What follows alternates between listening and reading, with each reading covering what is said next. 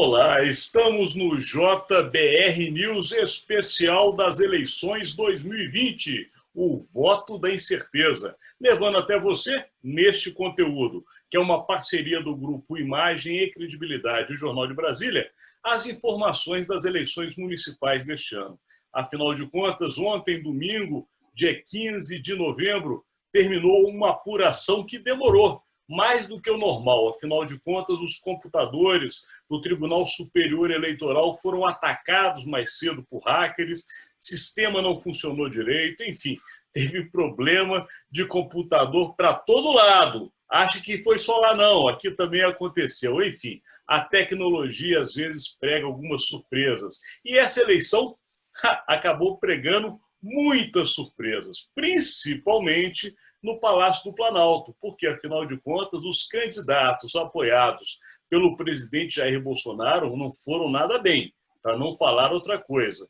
Já alguns outros surpreenderam, por exemplo, o PT com a esquerda, que nós imaginávamos, inclusive nesses conteúdos, que não chegariam ao segundo turno e apareceram lá. Afinal, são muitos assuntos para serem falados e é isso que a gente está fazendo aqui, nesse JBR News especial, Eleições 2020, o voto da incerteza, trazendo como convidado também especial o cientista político Melilo Diniz, que traz sempre aqui neste conteúdo as suas observações, análises, enfim.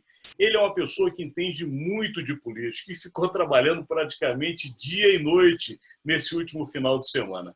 Eu, Alexandre Jardim, junto com os meus colegas, amigos, parceiros e jornalistas, Rodolfo Lago e Estevão Damásio, também estamos aqui para poder complementar essa análise sobre as eleições deste ano. Então vamos lá. Iniciado este conteúdo, Eleições 2020, o voto da incerteza.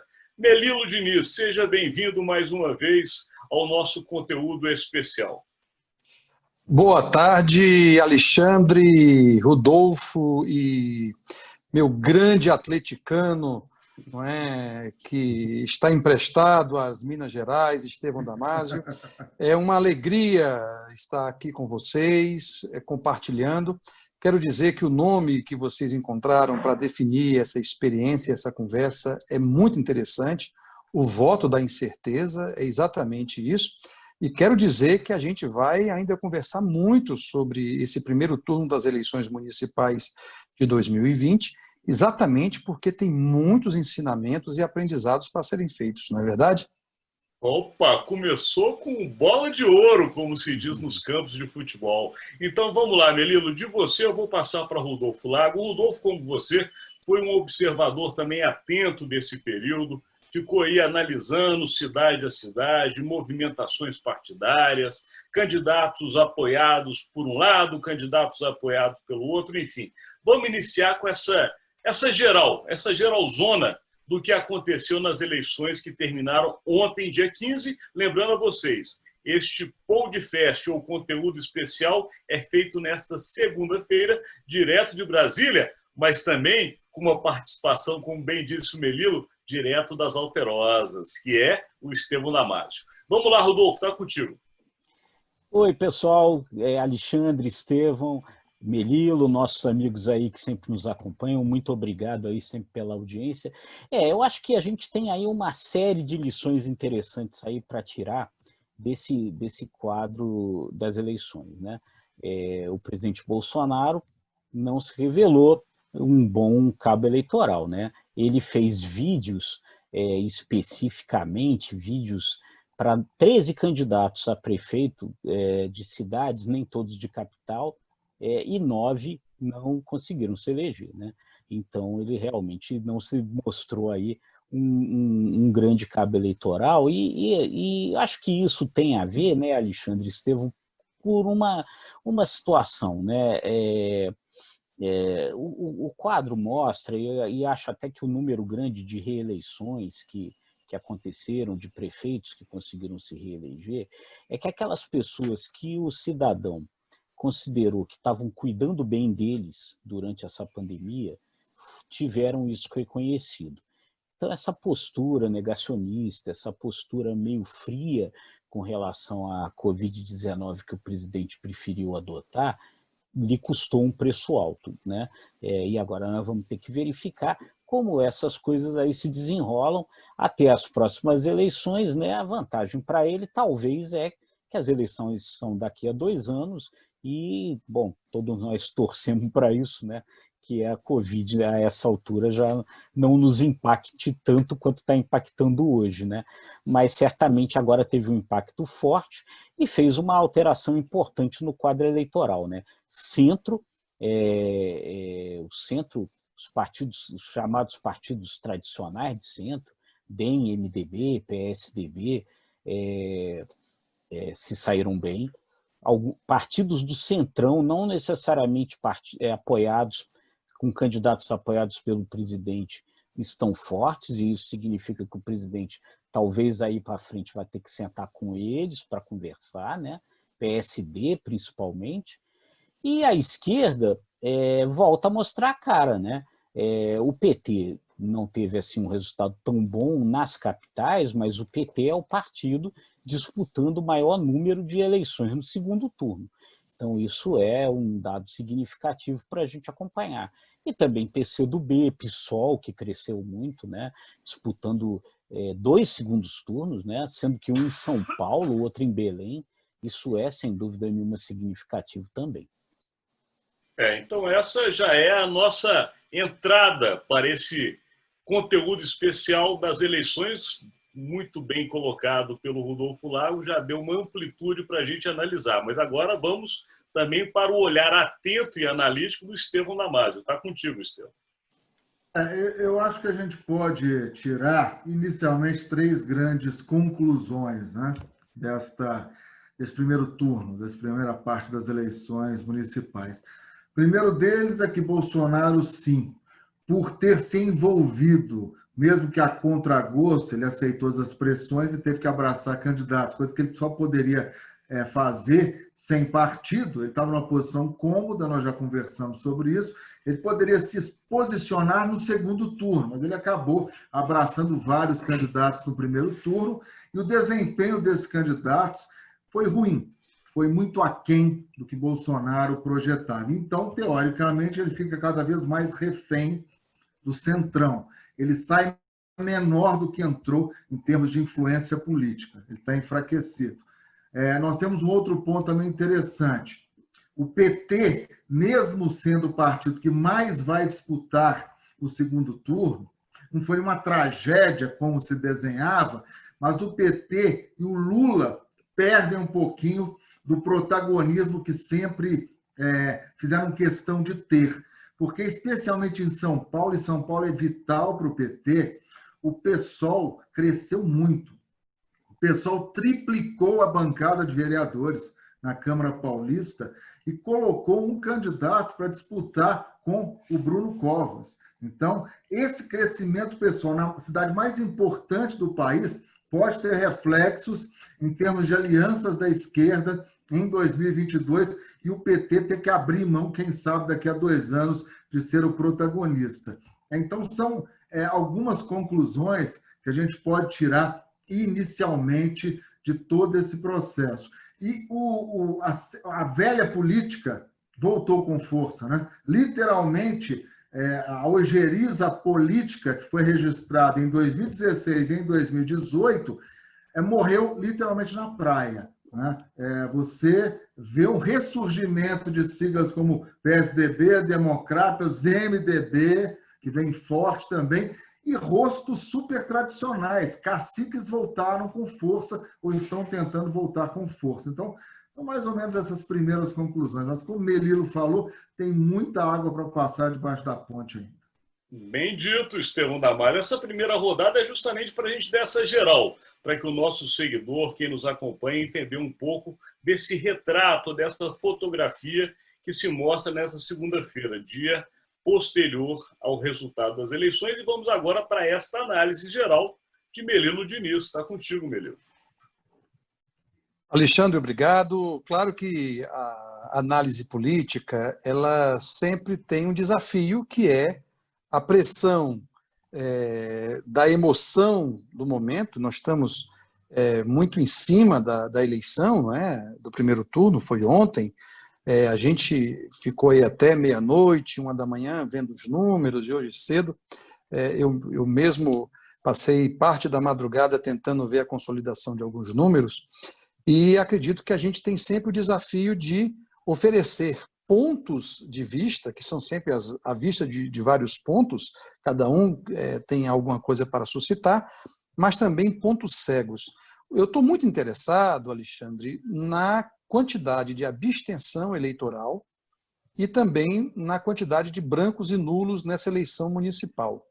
Só para a gente ficar com números, em 2016 a abstenção foi 17,58%. Na eleição presidencial, que já teve um número alto de abstenção, foi 20,33%. Em 2020, os números do TSE são de 23,14% de abstenção, ou seja, as pessoas que não compareceram, muito provavelmente, impactados pelo Covid-19, pela pandemia e pelos cuidados. E aí um grupo social que se destaca é o grupo dos mais idosos, que, obviamente, por várias concessões da lei, a partir de 70 anos não precisam comparecer, mas também por conta do risco que muitos temiam, acabaram os idosos não frequentando as urnas agora no domingo. No Rio a gente foi altíssima, né? No Rio foi 30%. No Rio foi 38%. Foi altíssimo. Então, mas tem os brancos e nulos também. Então, a gente tem que um pouco entender o que pensa esse eleitor que não compareceu e também esse eleitor que votou branco e nulo, porque eu discutia com meus botões o seguinte: mais do que a abstenção, ou seja, aquele que não compareceu, é aquele que compareceu para votar branco e nulo. E isso é muito complicado de analisar, deve ter um conjunto de razões. A principal que eu aponto, Alexandre, Rodolfo e Estevão, é o desencanto com a política. Apesar da necessidade de vários temas para resolver os problemas dos cidadãos que estão nas cidades, muita gente acabou não privilegiando essa importante arma ou instrumento que é o voto nesse primeiro turno eleitoral. E a gente que gosta muito de política, que comenta, que faz análise, a gente fica muito excitado com a quantidade de eleitos. Então, os partidos aí se recuperando, o MDB, o PP, o PSD, não é? Com um número fantástico, o DEM com algumas capitais importantes, mas você, ao mesmo tempo, não pode perder de vista exatamente esse grupo social que é muito grande. Veja aí os números do Rio, 38% é um negócio fantástico, né? Ontem eu estava até conversando no Jardim, eu estava conversando com o Melilo ontem à noite e disse para ele que aqui em Belo Horizonte foi muito comum você encontrar as pessoas e as pessoas dizendo o seguinte: para prefeito eu já tenho candidato, mas para vereador eu vou anular, não tem interesse. Então, esse desencanto retratado pelo Melilo, aqui em BH, pelo menos, está mais associado aos vereadores. Era muito candidato, né? Muito candidato. Prefeito, você tinha 10, vereadores, um monte. E as pessoas não estavam muito dispostas a abraçar a candidatura de vereador, não. O que é lamentável, porque a Câmara Municipal, as câmaras municipais têm um papel preponderante, né? Claro. Eu acho que essa reflexão que o Melilo está fazendo é muito importante, e era importante os partidos fazerem essa reflexão também e não caírem na armadilha de acharem o seguinte: estamos de volta, né? Essa reflexão é importante mesmo, porque podem os partidos imaginar isso, os partidos tradicionais, estamos de volta, né? Mas muito provavelmente a cabeça do eleitor tem feito um caminho que leva a essa desilusão, né? Esse caminho de ter tentado a nova política em 2016 e 2018, né? Tentou e não deu nada, né? Os novos eram tão ruins quanto os velhos, né? Se desiludiram com isso, né? Voltam para os antigos, mas voltam num percentual menor, né? Quer dizer, vai aumentando esse desencanto. Isso é importante e realmente deve ser. Os partidos devem fazer deveriam fazer uma boa reflexão sobre isso, sem dúvida, muito bem apontado. Vocês colocaram um ponto de realmente interrogação para o Brasil refletir, porque a desilusão com a política, ela hoje é crescente no mundo inteiro. A gente tem visto isso não só no Brasil, mas em outros países. Agora, justamente usando o exemplo de outros países, e para essa reflexão eu puxaria o exemplo agora, recentíssimo, das eleições nos Estados Unidos da América. Vejam bem, É um país que o voto não é obrigatório, mas no momento que a nação precisou dar uma decisão e um recado, todos foram para a rua, com Covid, com problemas físicos, com dificuldades, inclusive do frio, que os Estados Unidos, neste momento, está chegando perto do seu período de inverno, e as pessoas foram sendo idosas, deficientes, e foi uma votação surpreendente nos Estados Unidos, justamente porque, apesar do voto não ser obrigatório, o sentimento de cidadania foi muito forte. Então, eu acho que é uma reflexão que a gente também deve puxar para o Brasil, até que ponto que vale obrigar as pessoas a votarem. Ou é melhor fazer as pessoas desenvolverem um espírito cidadão e votarem de fato quando elas têm razão para votar. Porque essa obrigação de se votar acaba dando esse quadro que o Melilo colocou, de um monte de abstenção, de voto nulo, de voto branco. Ou seja, será que obrigar o melhor caminho? É algo a se pensar. Mas eu gostaria, nesse fechamento dessa geral que a gente está dando das eleições, e vocês agora vão falar mais especificamente, ponto a ponto, a gente iniciar aquele bom bate-papo, eu queria dar uma lista que é um pouco longa, mas vale a pena. Eu não vou citar o nome para não ajudar nenhum candidato e para a gente não ser colocado aqui como defensor de candidatura. Mas as cidades aonde ficaram ainda disputas, ou seja, aonde haverá segundo turno no Brasil. Então, vou começar. A primeira delas, e aí vai por ordem alfabética. Anápolis, que é em Goiás, vai ter PP e PT. Aracaju, em Sergipe, vai ter PDT e o Cidadania. Bauru, em São Paulo, vai ter o Patriota e o Democratas. Belém, no Pará, vai ter o PSOL e vai ter o Patriota. Blumenau, em Santa Catarina, vai ter o Podemos e vai ter o Democratas. Boa Vista, em Roraima, terá MDB e Solidariedade. Campinas, em São Paulo, terá Republicanos e PL. Campos dos Goytacazes, no Rio de Janeiro, vai ter o PSD, que está sob júdice, e o PDT.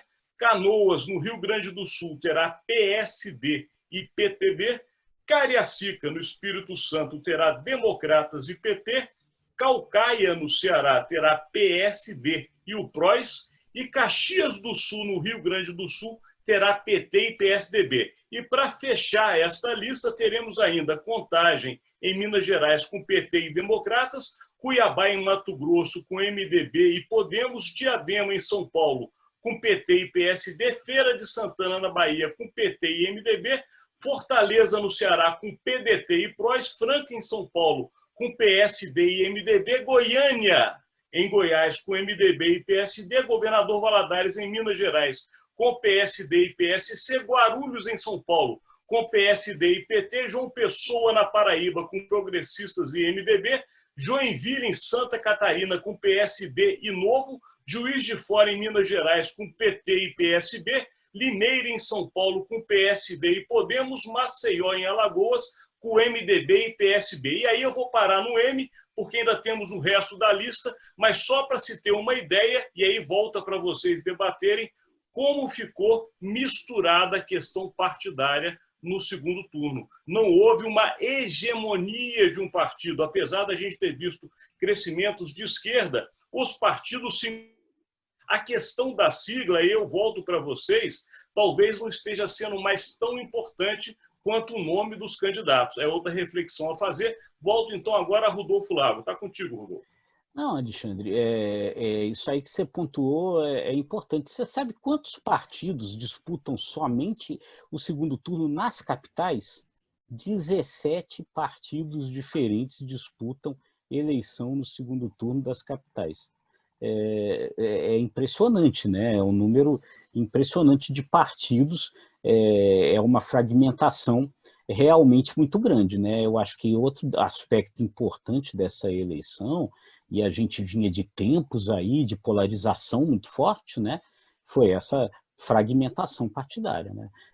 Muito provavelmente o fim das coligações ajudou a fragmentar, mas é um número muito grande de partidos aí na disputa, né?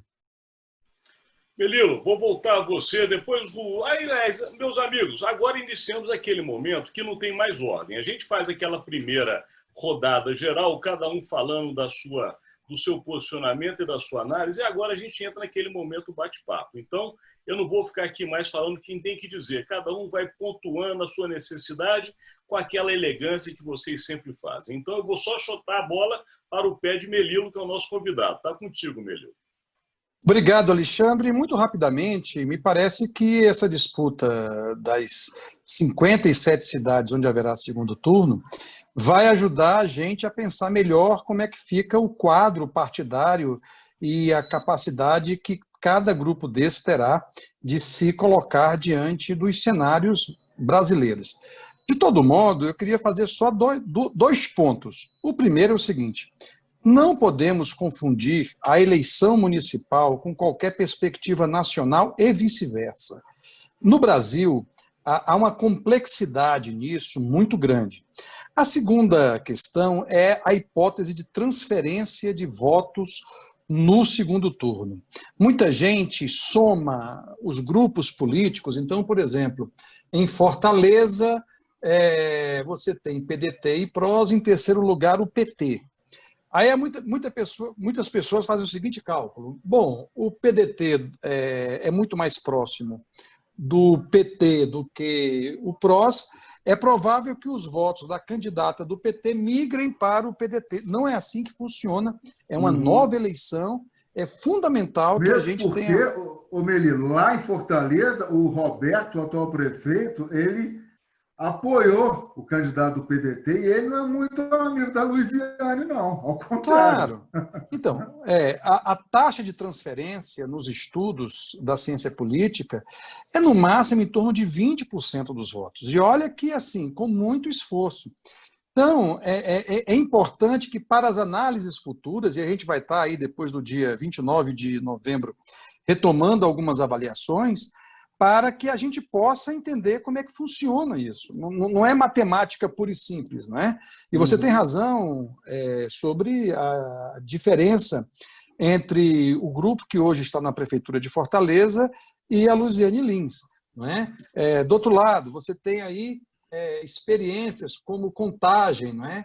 Em que a candidata do PT, a cidade vizinha onde está o Estevão, não é? Tinha uma liderança muito forte e não conseguiu se eleger no primeiro turno.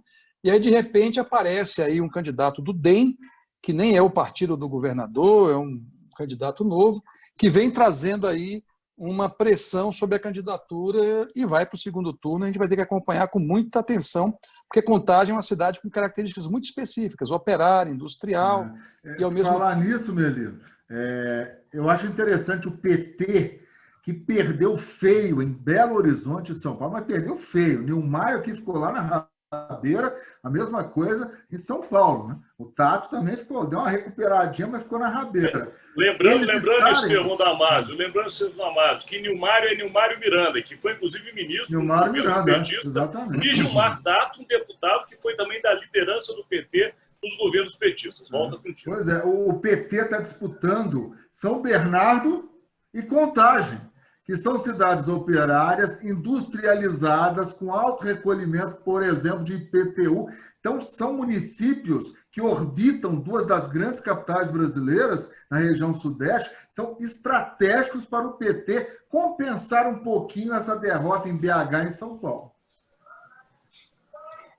Agora, realmente, São Paulo vai ser uma ferida grande, né, para o PT, porque realmente ali houve uma aposta totalmente errada ali no Gilmar Tato, né? E esse crescimento do PSOL, talvez o PT tenha um pouco, mesmo com essa melhora aí, né, de desempenho, esse desempenho que se verificou aí, o partido que mais vai disputar municípios no segundo turno e tal, mas perdeu em lugares que são fortes e perdeu em lugares ali que são muito caros para ele. Né? Perder em São Paulo da forma como perdeu, no lugar onde o partido foi fundado, onde o partido sempre foi forte. O PT já administrou São Paulo 3 vezes. Né? Isso realmente é uma coisa que vai exigir aí algum tipo de inflexão do PT. Oi? Continue, desculpa, Rodolfo Lago, não, eu te interrompi, continue, depois eu vou complementar. vai exigir alguma inflexão do PT. E provavelmente, né, eu acho que esses outros partidos de esquerda, que sempre foram meio satélites do PT, o PSOL, especialmente o PSOL, né, mas também o PSB e outros, né, vão talvez exigir nessa remodelagem, não sei o que o Melilo acha disso, um papo novo, uma outra conversa, entendeu? Vamos rediscutir essa questão da hegemonia do PT na esquerda, porque esse quadro já não é mais o quadro que a gente retira dessa eleição, né? Não, o que eu ia complementar é exatamente por conta do que você disse, uma mudança que vocês também falaram anteriormente que está acontecendo no Brasil e que tem a ver com um pouco da volta da velha política. Porque se, por um lado, a gente não está vendo os novos ganharem, como aconteceu na última eleição, nós estamos vendo a volta de nomes muito conhecidos.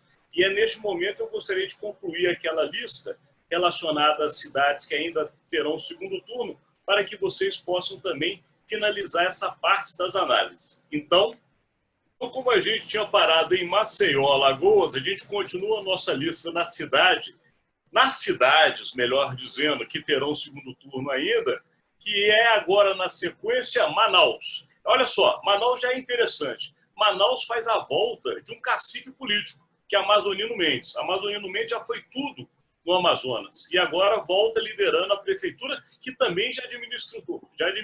Então, vamos lá. Manaus, Amazonas, com Podemos e Avante. Mauá, em São Paulo, com PSB e PT. Mogi das Cruzes, em São Paulo, com PSDB e Podemos. Paulista, em Pernambuco, com MDB e PSB. Pelotas, Rio Grande do Sul, com PSDB e PT.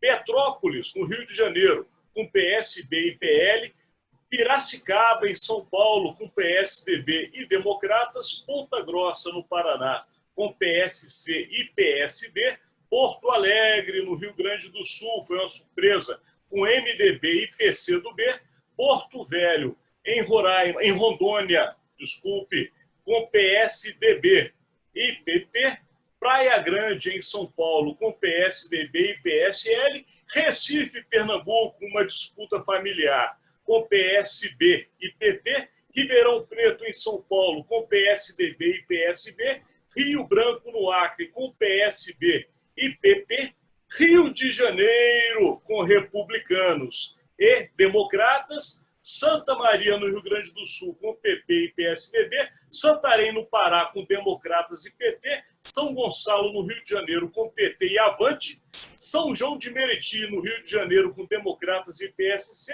São Luís do Maranhão, com Podemos e republicanos, São Paulo, com PSDB e PSOL, São Vicente, também em São Paulo, com PSDB e Podemos, Serra, no Espírito Santo, com PDT e Rede, Sorocaba, em São Paulo, com republicanos e PSL, Taboão da Serra, em São Paulo, com PSDB e Podemos, Taubaté, em São Paulo, com MDB e Cidadania, Teresina, no Piauí, com MDB e PSDB, Uberaba, nas Minas Gerais, com Solidariedade e PTB, Vila Velha, Cidade Linda, no Espírito Santo, com Podemos e PSDB, Vitória, no Espírito Santo, outra surpresa, com republicanos na frente e PT depois, Vitória da Conquista, última cidade da lista, na Bahia, com PT e MDB. Então, volto a vocês, meus amigos. Esse é o quadro que o Brasil vai ter que lidar neste curtíssimo segundo turno das eleições municipais de 2020. Está com vocês. Palavra franqueada. Quem quiser, pega a bola no campo. Alexandre. Eu tenho só que fazer uma correção. Eu disse que o PT estaria disputando São Bernardo. Não, me enganei. É Diadema, interior de São Paulo, também orbitando a capital paulista, que é importantíssimo, assim como São Bernardo do Campo. O cinturão aí de São Paulo vai ser muito influenciado também, porque há uma disputa ferrenha na capital. Eu queria destacar a mudança do perfil do voto de Guilherme Boulos, que ampliou a sua presença em zonas eleitorais nunca antes navegadas. Depois, no Rio de Janeiro, o papel da Zona Oeste com o voto em Crivella, Zona Oeste conhecida por suas dificuldades com o tema da segurança pública e a presença de grupos que muitos deles não são legais. Não vou nem chamar de milícia, porque milícia é pouco para explicar aquela região, mas eu vou deixar com o Rodolfo, que é carioca especializado. Depois morei lá em Jacarepaguá há muitos anos. Olha aí, o Recife, que vai ter aí uma disputa familiar, eu não queria fazer parte do amigo oculto do final do ano dessa família lá, do Recife. Agora, Melilo, só abrindo um parênteses aí, é fruto ainda da candidata petista não ter apoiado o nome do Eduardo Campos lá atrás, né? Ali houve uma cisão na família, né? E ao mesmo tempo, a grave dificuldade do PT do Recife, eu conheço bem, morei 4 anos, acompanho bem a política pernambucana, e quero lhe dizer que se tem um pessoal complexo e complexado é essa unidade partidária no Recife, que eu respeito, tenho grandes amigos lá, mas ali explicação só com terapia e pagelança. E, por fim, só para destacar como cidades aí que a gente vai ter um bom debate, eu vou destacar São Luís do Maranhão, num contexto muito curioso, que é a relação do governador com os candidatos. Por incrível que pareça, os que disputam estão no arco de alianças que levou o Flávio Dino ao governo do Estado. Eu quero ver como é que ele vai se sair dessa. Pode ser, inclusive, viajando para Brasília para ficar por aqui um tempo enquanto a eleição acontece nos próximos dias. Eu morei lá em São Luís por 8 meses e o Flávio Dino ele vai ter que abraçar o Duarte Júnior. Não vai ter jeito. Porque o Braide, eles estão brigados, o PCdoB não colocou o candidato, que é o Rubem Júnior, que era o candidato do coração do governador, e eu acho que ele vai ter que abraçar o Duarte Júnior, não vai ter jeito não. Duarte que militou muitos anos no PROCON de lá. Eu acho que tem aí, né? Você falou aí do Flávio Dino, o Flávio Dino é um exemplo disso, outro talvez seja o Edmilson Rodrigues lá em Belém, pelo PSOL, né? É o seguinte, a gente fala, né? Esquerda, partidos de extrema esquerda, partidos radicais, mas eu acho que talvez tenha aí algum fenômeno, né? De mudança no comportamento desses partidos aí, né? Que o Flávio Dino acho que já representava isso como governador do Maranhão, e o Edmilson Rodrigues lá, que está disputando o segundo turno pelo PSOL em Belém, tem um pouco essa característica também de ser um PSOL mais moderado, né? Talvez esses partidos estejam aí, e é bom o PT também prestar atenção nisso aí, experimentando um processo aí de transformação, de maturidade política semelhante ao que o PT experimentou quando ele passou a ser de fato competitivo, né? Quando ele passou a ser uma alternativa de fato de poder ali no final, ali pelos anos 90, né? Então eu acho que talvez esses partidos estejam ali começando a experimentar um caminho parecido com esse que o PT experimentou lá atrás, né, Melilo? Não sei o que tu acha. O PSOL vem numa longa caminhada de institucionalização. Tem uma bancada federal muito atuante, teve resultados fantásticos, mesmo sem candidato no Rio de Janeiro, por exemplo, com um fortalecimento da sua bancada de vereadores. Vereador mais votado, né, do PSOL. No Rio de Janeiro, do PSOL. E a companheira da Marielle, né, que foi eleita também, para destacar dois aqui, né? Para destacar dois. E creio que a gente tem que ficar muito admirado do resultado em São Paulo. Porque em São Paulo havia uma dificuldade que era sair desse nicho mais de uma esquerda retórica e encontrar-se com a periferia de São Paulo. Então, o PSOL era um partido da Vila Madalena, em São Paulo. E, dessa vez, aí tem muito corintiano votando no Boulos. Então, é importante a gente considerar que há uma mudança, essa mudança tem que ser acompanhada. E, veja, a gente está muito preocupado porque há uma premissa que sem uma inserção na cidade, na vida da cidade, ninguém consegue ser eleito. E esses grupos, esses agrupamentos partidários mais à esquerda, estão conseguindo fazer isso. O PC do B, para ficar noutra cidade importante, está em Porto Alegre com a Manuela, que conseguiu fazer ali um arco de aliança com o próprio PT, ou seja, tirou aquela ideia tradicional do PT de ele ser sempre a cabeça de chapa, um partido hegemônico, que não permitia negociação. Isso é educativo e pedagógico para todo esse setor aí. Do outro lado... Melilo, se diga. me permite, antes de você sair de Porto Alegre, era uma cidade que eu gostaria de pontuar também, porque Porto Alegre teve realmente uma característica bem interessante. Por quê?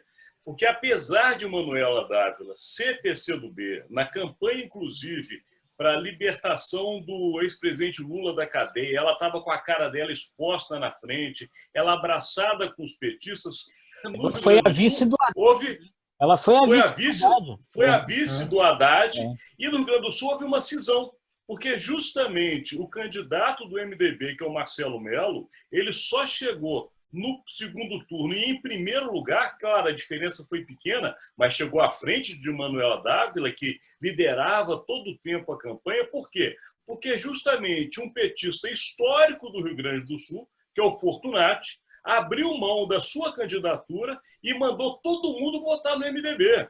Ou seja, a esquerda no Rio Grande do Sul, que é um estado que tem uma característica de uma esquerda muito forte, também está rachada. É mais ou menos o que a gente falava lá da briga familiar de Pernambuco. Ou seja, a esquerda, para se juntar numa candidatura única em 2022, e eu já estou puxando esse tema agora, que nós estamos indo para o final, e eu quero que antes da gente concluir, a gente leve agora para os reflexos para o cenário nacional, essa questão da esquerda nas cidades pode mostrar que vai ser difícil as esquerdas se unirem para uma candidatura presidencial de 2022. Volto a vocês.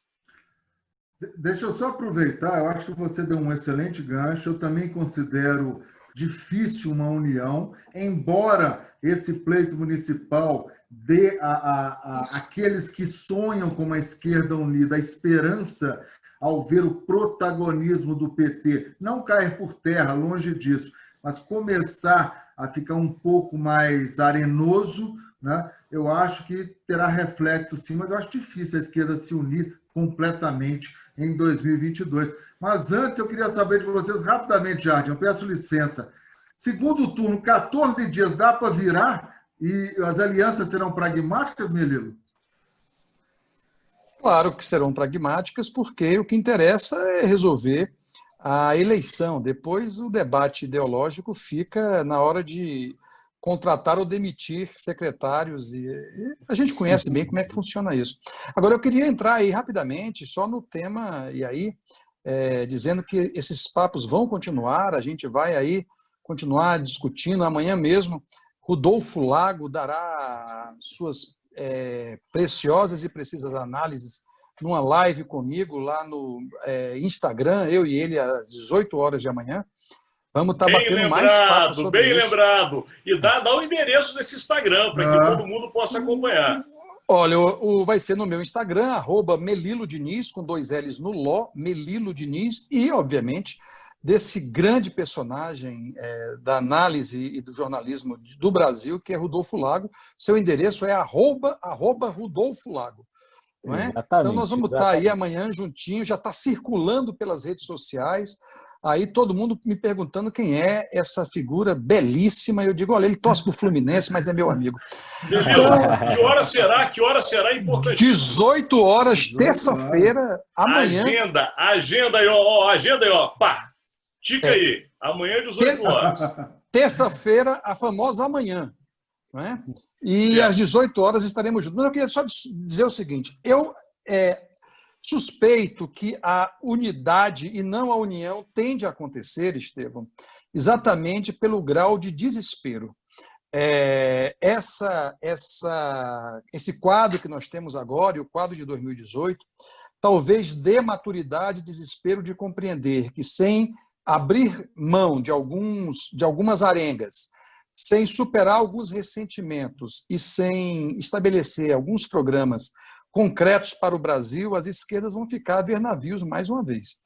Do ponto de vista dos demais, você vê o fortalecimento aí de um grupo mais de centro, eu não me refiro ao centrão, me refiro, inclusive, a partidos como Democratas, e partido como o PSD. Se você olhar na relação entre regiões e quantidade de votos, são partidos complementares, PSD, D de dado, e o Democratas, então vai ser muito importante a gente ver como é que vai acontecer essa dança, sem contar, obviamente, o personagem que vai ser importante, que é o presidente Bolsonaro, provável candidato à reeleição, que vai ter que sacudir um pouco aí a mangueira que ele está pendurado para ver se ele consegue construir uma alternativa chamada partido político. Ele tem pouquíssimo tempo, ninguém consegue ser eleito se não tiver uma estrutura partidária mínima, e hoje a situação dele é de petição de miséria, né? Então, vamos em relação a partido político.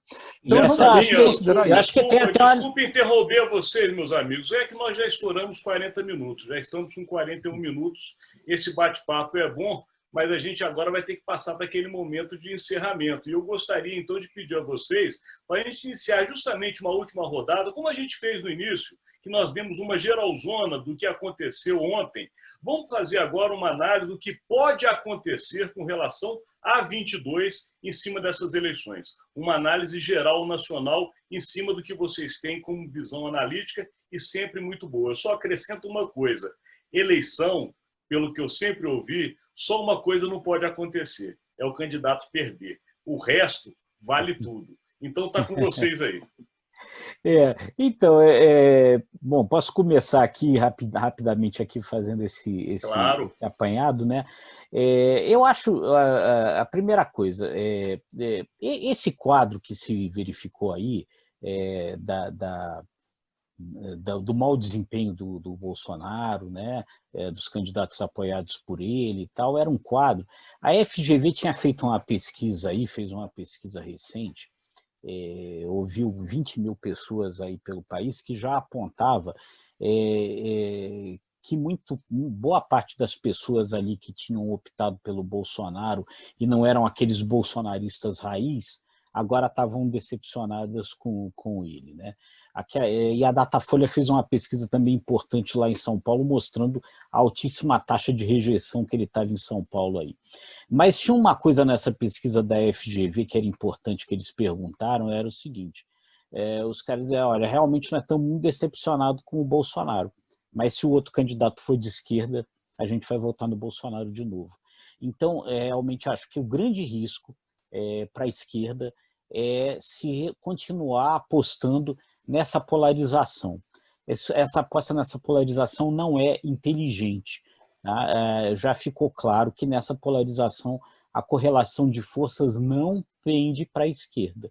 Então, eu acho que isso é uma lição que fica, e aí ela vem por esse fortalecimento também desses partidos do centro, não é centrão, como bem disse o Melilo, é esse centro mais profissional, e esses partidos é que eu acho que vão dar as cartas agora para onde eles penderem, deve pender o país para 2022, na minha avaliação. Estevão Namazo, contigo. Rapidamente, o tempo está passando para Bolsonaro, ele vai ter que definir rapidamente para onde vai, não pode continuar sem partido, como bem ressaltou o Melilo. Eu vejo a possibilidade de 2022, Ciro e o PSOL tentarem coordenar o processo da esquerda, tentar convencer o PT a entrar no barco com ele, sem ter o protagonismo que sempre os petistas tiveram. E vejo também o centro, né, que não é o centrão, os partidos tradicionais, dispostos a tudo para voltar ao poder federal, mais precisamente democratas, MDB e os tucanos. E podem até mesmo apoiar uma chapa de novatos como Huck e Sérgio Moro. Vai lá, Melilo, fecha para a gente essa rodada, então.